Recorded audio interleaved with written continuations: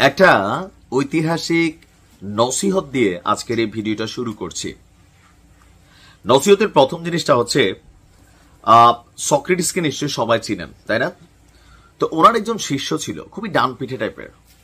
বলতো যে আমি আসলে কি চাই জানি না, আমি কোনো কিছু ভয় পাই না। তো সক্রেটিস বলল, আচ্ছা তুমি কোনো কিছু ভয় পাও না? না স্যার। তো তার হাতে একটা ছুরি ছিল, তো সে ছুরি দিয়ে নিজের পাটাপাট কয়েকটা স্টেপ করলো, বললো যে দেখেন আমি আসলে কোনো কিছুতে ভয় পাই না। তো বলল ভেরি গুড, এক কাজ করো, কালকে সকালে আমি তো সমুদ্রের পাড়ে স্নান করতে যাব, তো তুমিও আমার সাথে আইসো, এখানে জগিং করব, আমরা স্নান করব। তো শিষ্য বলল ঠিক আছে ওস্তাদ।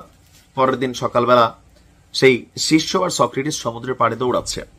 তো জগিং টগিং শেষে ঘামে টাইমে গেছে, বললো চলো আমরা সমুদ্রে স্নান করি। তো দুইজন গিয়ে সমুদ্রে গোসল করতে নামছে। নামার পরে দুইজনে ডুব দিছে। সক্রেটিস ডুব দিয়া উঠা তার শিষ্যর মাথাটারে পানির নিচে চাইপা ধরছে। চাইপা ধরার পরে মানে 20-30 সেকেন্ড পরে শিষ্য সর্বোচ্চ শক্তি প্রয়োগ করা পানির নিচ থেকে ধাক্কা দিয়া সক্রেটিসটা ফালাইয়া উঠছে। উঠা বলতেছে আপনি কি করতেছেন, কি করতেছেন?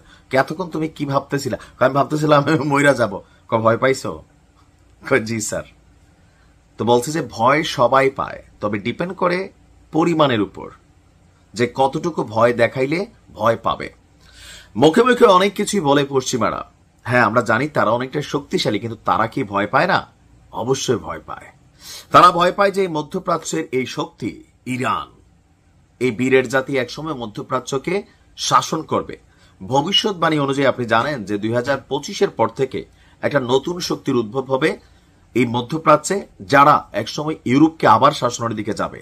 আর এগুলো আমি আপনি হালকা নিলেও পশ্চিমারা কিন্তু হালকা নেয় নাই। চলমান যুদ্ধে কূটনৈতিক সমর্থনের পুরোটাই পশ্চিমারা দিচ্ছে কাকে? আমরা দেখছি যে আপনার ইসরায়েলকে। তো এই যে দিচ্ছে, তো তাদের কি কোনো ডর ভয় কাজ করে না? করে। কারণ ইরান বলছে এই লড়াই চলবে পবিত্র হায়দারের নামে। ইরানের সর্বোচ্চ নেতা এই যুদ্ধ শুরু করেছে। আমাকে বলছেন মধ্যপ্রাচ্যে তার কাছে এই ঘাঁটিগুলো আছে, পশ্চিমাদের দামি দামি বিমানগুলো আছে, যুদ্ধ জাহাজগুলো আছে।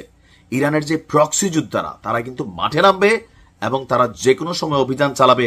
মার্কিন গোয়েন্দা রিপোর্টগুলো একই তথ্য দিচ্ছে। তো এই যখন অবস্থা, তখন ইরানের আসন্ন বা খুব শীঘ্রই একটা বড় অভিযান চলবে, এই আশায় পশ্চিমাদের উপরকে, সেই ভয়ে, ইরানের হামলার ভয়ে মধ্যপ্রাচ্যে থাকা কাতারের বিমান ঘাঁটি, সেই বিমান ঘাঁটি থেকে আমেরিকা এবং পশ্চিমারা তাদের যে দামি দামি যুদ্ধ বিমানগুলো আছে সেগুলো, বাহরাইনের যে নেভাল বেস, আমেরিকার যুদ্ধ জাহাজ সহ আরো বেশ কিছু জিনিস, এগুলোকে সরিয়ে নিয়ে গেছে আমেরিকা। দুই মার্কিন কর্মকর্তার বরাত দিয়ে গোপনে তথ্য জানিয়েছে বার্তা সংস্থা রয়টার্স। ওই কর্মকর্তারা বলছেন ইরান যদি সত্যি সত্যি হামলা চালায় তাহলে তাদের এই সামরিক সরঞ্জামগুলোকে গুড়িয়ে দেবে। এদিকে যুক্তরাষ্ট্র এমন সময় তাদের এসব যুদ্ধ বিমান এবং যুদ্ধ জাহাজ সরিয়ে নিচ্ছে যখন ট্রাম্প বলছে যে সে লড়াই করবে।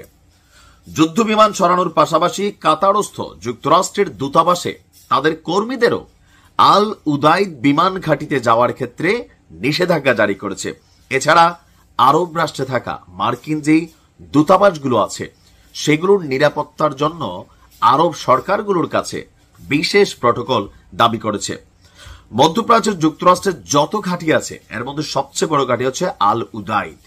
এটি কাতারের রাজধানী দোহার অদূরে মরুভূমিতে অবস্থিত।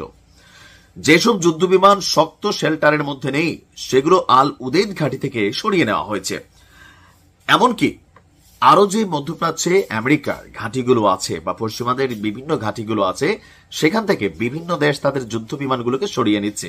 তার মানে ইরান অভিযান চালাবে, তাদের কাছে রিপোর্ট যেটা গেছে সত্য। আর আরেকটা জিনিস হচ্ছে তারা ইরানের উপর হামলা চালাবে, এটা মনে রাখেন। যেদিন ইরানে ইসরায়েল অভিযান চালিয়েছিল ঠিক একদিন আগে বেশ কিছু বিমান টিমান এরা সরাই নিল, আমরা দেখলাম। এর পরের দিন ভোরবেলায় দেখলাম অভিযান চলছে। তার মানে পশ্চিমার একটা অভিযান চালাবে এবং ইরান যেন পাল্টা অভিযানে তাদের ক্ষতি করতে না পারে সেই ভয়ে এই ঘাঁটিগুলো থেকে দামি দামি যুদ্ধ বিমান যুদ্ধ জাহাজগুলোকে সরিয়ে নিচ্ছে। তার মানে ভয় এরা পাচ্ছে, এত প্রযুক্তি থাকার পরেও।